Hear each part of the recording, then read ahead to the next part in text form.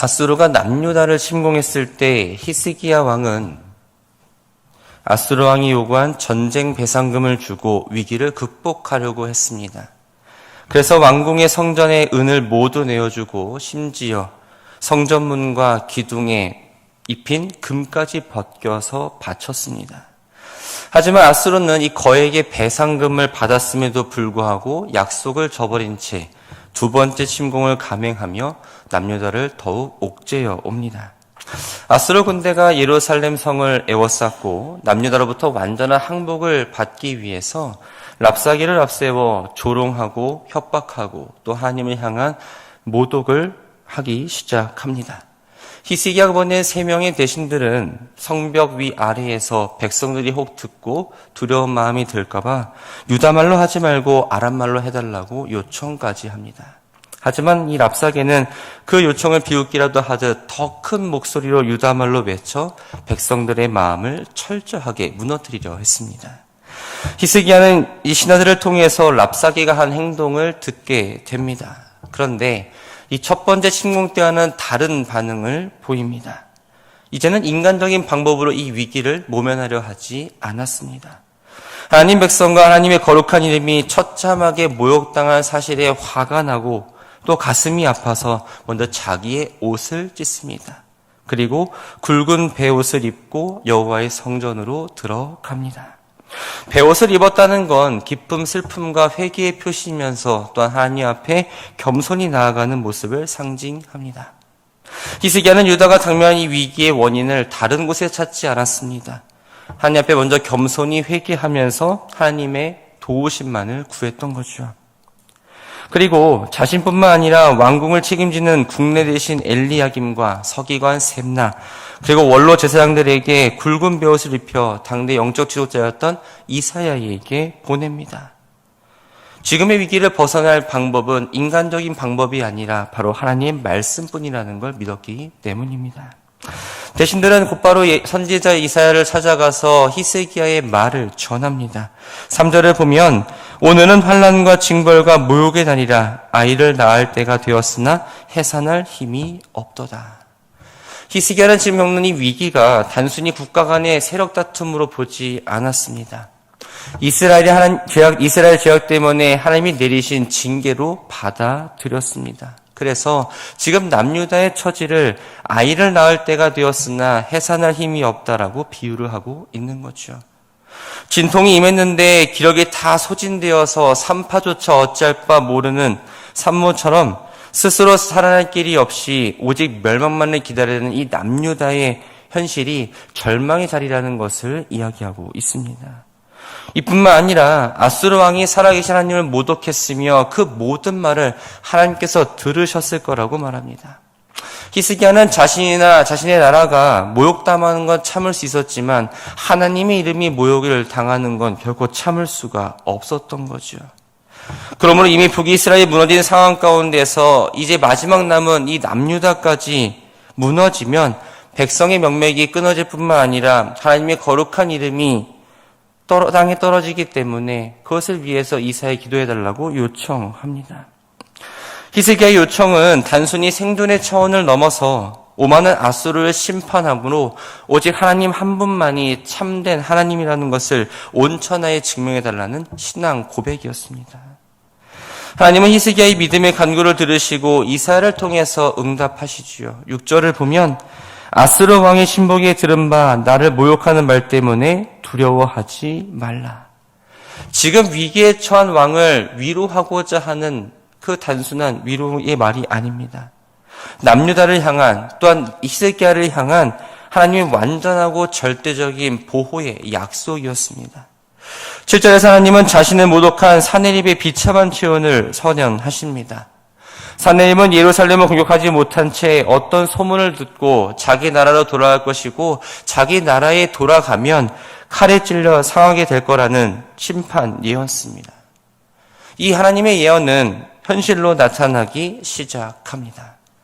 당시 최강대국이었던 아수르를 가장 긴장하게 하고 강력한 적으로 봤던 건 애굽과 동맹을 맺었던 나라들입니다. 아수르는 지중해 패권을 완전히 장악하기 위해서 애국과의 전면전을 펼칠 것을 준비했고, 그 과정 가운데에 남유다의 군사적 요충지라 말할 수 있는 라기스를 정벌해서 애굽 정벌의 전초기지로 삼고자 했습니다. 그리고 주력 군대의 일부를 떼내어서 장군들을 통해 예루살렘을 포위하고 남유다의 항복을 받아내려 했죠. 사네립은 라기스를 떠나 립나에서 전투를 벌이고 있었습니다. 그곳에서 랍사게로부터 히스기야가 아직 항복하지 않고 버티고 있다는 보고를 받게 됩니다. 그런데 이때 구스왕 디르하가가 아수르를 치기 위해서 군대를 이끌고 올라오고 있다는 소식을 듣게 됩니다. 만약 히스기야가 예루살렘에서 지금 계속 버티고 있는 상황 가운데에 강한 구스 군대까지 와서 공격을 받게 된다면 아수르는 앞뒤가 막힌 상황이 될 수밖에 없습니다. 당연히 사네립은 다급해질 수밖에 없었죠. 후방에서 구스 군대가 치고 올라온 상황 가운데서 빨리 히스기야로부터 항복을 받아내야 하나가 정리가 되고 오로지 구스 군대와 싸울 수 있었기 때문입니다. 그래서 사네립은 첫 번째 침공 때처럼 다시 한번 히스기야에게 편지를 보내서 협박을 합니다. 그 협박의 내용이 10절부터 13절까지의 말씀입니다. 내가 믿는 하나님이 예루살렘은 절대로 아수르 왕의 손에 무너지지 않는다고 속삭여도 절대 속지 마라. 아수르 왕들이 많은 나라들을 완전히 멸망시키면서 어떻게 했는지 너는 들었을 것이다. 여러 나라의 신들도 우리 손에서 자기 백성을 건지지 못했다. 그런데 어찌 너희가 믿는 너희 나라만 예외가 될 수가 있겠느냐. 사네립의 협박 편지를 받은 히스기야는 또다시 그 편지를 들고 하나님 전에 올라갔습니다. 그 편지를 하나님 앞에 쫙 펼쳐놓고 간절하게 기도합니다.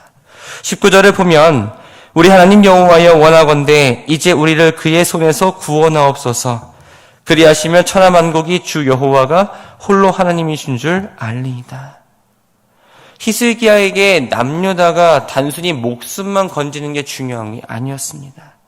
그보다 더 견딜 수 없었던 건 살아계신 하나님을 마치 나무로 만든 우상에 비유해서 똑같은 존재로 보고 조롱했다는 사실입니다.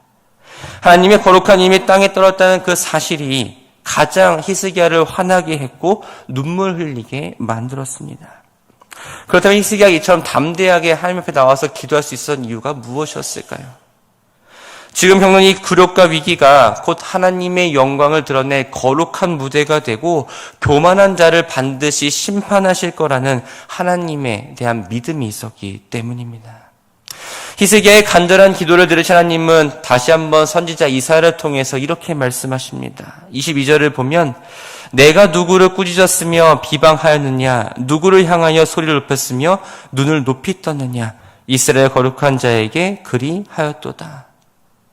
하나님께서는 아수르 왕 사네립이 히스기야 왕과 남유다 백성들 조롱한 것을 곧 자신을 향한 모독이라고 말씀하십니다. 왜냐? 남유다는 하나님께서 택하신 백성이기 때문입니다. 사실 그동안 남유다는 거듭된 범죄로 하나님의 징계를 받던 중이었습니다. 하나님은 타락한 나라들과 또한 범죄한 남유다를 다스리기 위해서 아수르라는 이 거대한 나라를 도구로 사용하셨죠. 하지만 아수르는 이 모든 것이 하나님의 은혜라는 사실을 망각해버렸습니다. 아수르 왕 사네립은 어떻게 생각하고 있었을까? 23절과 24절을 보면 내가 또 나의라는 말이 4번이나 반복해서 나옵니다. 아수르가 강해진 것과 주변 나라를 정복하는 게 자신들의 군사력과 능력이 강해서 된 거라며 교만의 극치를 달리고 있었던 겁니다. 자기가 잘나서 세상을 정복한 줄 착각하고 기고만장해진 이 사네립을 향해서 하나님은 경고하고 있습니다. 25절을 보면 내가 듣지 못하였느냐, 이 일은 내가 태초부터 행하였고 옛날부터 정한 바라. 이제 내가 이루어 너로 견고한 성들을 멸하여 무너진 돌무더기가 되게 함이니라. 아수르가 능히 어떠한 강성함과 정복의 역사 모두 그 아수르 왕의 인간의 힘이 아니라 바로 하나님의 주권적인 개입과 섭리 가운데 일어난 결과라는 것을 분명하게 말씀하고 계셨던 겁니다.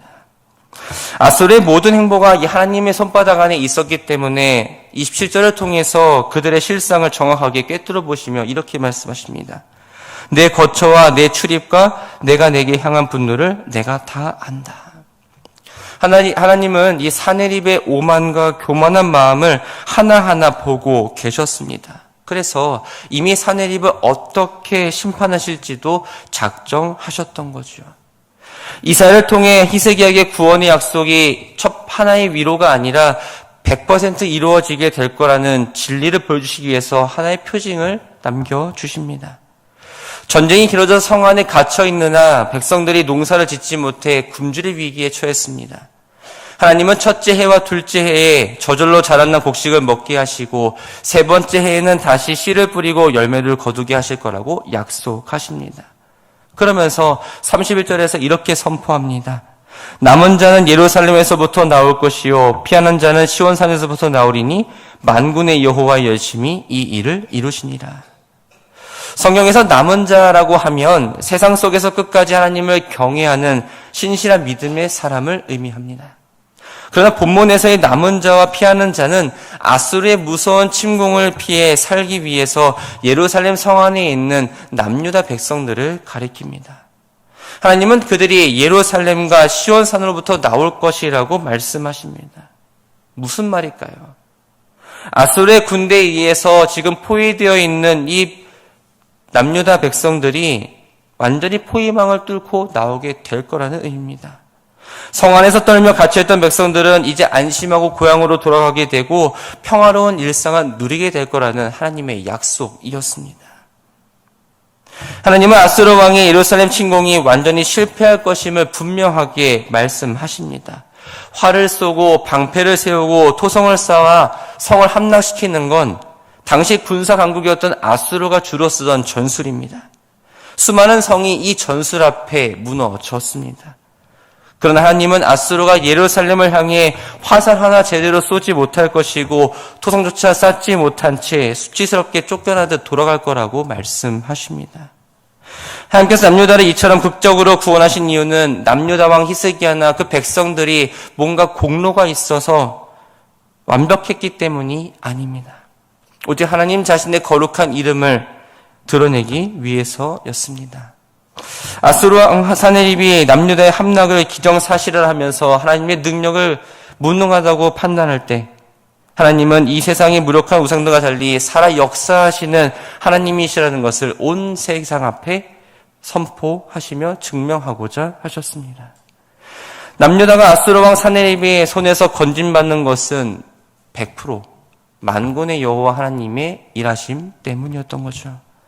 위기의 순간에 유다 사람들이 자기 힘으로 할 수 있는 건 단 하나도 없었습니다. 그들이 할 수 있는 유일한 일은 이사야의 말을 붙들고 두려움 가운데 성 안에서 조용히 머무는 것뿐이었습니다. 인간의 손으로 구원을 위해 보태거나 해결할 수 있는 능력이 이들에게는 전혀 없었던 거죠.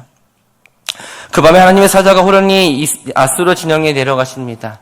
다 한 번의 역사로 아수르 군대 18만 5천 명을 모두 죽입니다. 교만한 하늘을 찌릿했던 이 사네립의 낫은 낯뜨겁게 본국으로 다시 돌아갑니다. 그리고 그것이 끝이 아니었죠. 하나님께서 말씀하신 대로 사네립은 자기 신들의 신전에서 경배할 때 그의 친아들에 의해서 칼로 암살당하는 비참한 최후를 맞이하게 됩니다. 말씀을 정리합니다. 히스기야는 오늘 우리에게 위기 대처법에 대해서 분명하게 보여주고 있습니다. 사람이 위기에 처하면 쉽게 마음이 흔들립니다. 침착함을 잃고 우왕좌왕하기 마련이죠. 두려운 순간에 히스기야는 인간에게나 사람을 의지하지 않았습니다. 오직 하나님 앞에 나아갑니다. 그저 나아가는 것뿐만 아니라 아주 간절하게 기도했습니다. 성경에서 위대한 신앙의 인물들을 보면 그들의 공통점은 결코 그들이 능력이 있지 않았다는 겁니다. 그들은 언제나 기도의 자리를 지켰던 사람들입니다. 하나님께서 환난날에 나를 부르라고 말씀하십니다. 왜 부르라고 하실까요? 내가 너를 건지리니 내가 나를 영화롭게 하리로다. 환난에서 우리를 건져주시기 위해서 나를 찾으라고 말씀하십니다. 우리의 하나님, 내가 믿는 하나님은 언제나 우리를 도울 준비를 하고 계십니다. 하루 24시간, 1년 365일 어느 시간에도 빠짐없이 우리를 도우실 준비가 되어 있으신 분이라는 거죠. 가까운 친구나 친척에게 어려운 일이 생기면 도움을 요청하게 됩니다. 한 번, 두 번 도움을 요청하고 도움을 받지요. 그 횟수가 늘어나면 늘어날수록 신세를 질수록 그 관계는 멀어지기 쉽지만 하나님은 우리가 자주 도움을 청하고 은혜를 구할수록 더욱 기뻐하시며 우리의 마음을 치유하시고 안아주시고 새 힘을 주시는 분이십니다. 그렇기 때문에 우리가 아무리 큰 문제를 갖고 있을다 할지라도 두려워하지 않고 어려워하지 않고 우리의 삶을 낱낱이 하나님께 아뢰면서 하나님 앞에 나아갈 때 우리는 결코 낙심하지 않을 수 있습니다. 오늘 우리에게 말씀하십니다. 하나님은 두려워하지 말라라고 하시죠. 인간이 건네는 위로는 잠깐 도움이 되고 또 빈말에 불과하지만 세상을 통치하는 하나님께서 두려워하지 말라는 것은 우리를 향한 분명한 약속임을 기억하시기 바랍니다. 사랑하는 믿음의 가족 여러분, 여러분의 혹시 삶 가운데 지금 어려움이 있으십니까? 그때가 바로 세상의 소리를 멈추고 하나님께 기도할 때입니다. 기도의 시간을 정하시고 기도하시고 말씀을 근거 삼아 말씀을 붙잡고 하나님 앞에 온전히 나아가는 모든 성도들 되시기를 바랍니다. 우리의 작은 신음소리에도 너무나 힘들어서 말하지 못하는 그 마음의 소리를 들으시는 분은 오직 하나님 한 분뿐이십니다. 이 기도의 자리에 나왔습니다.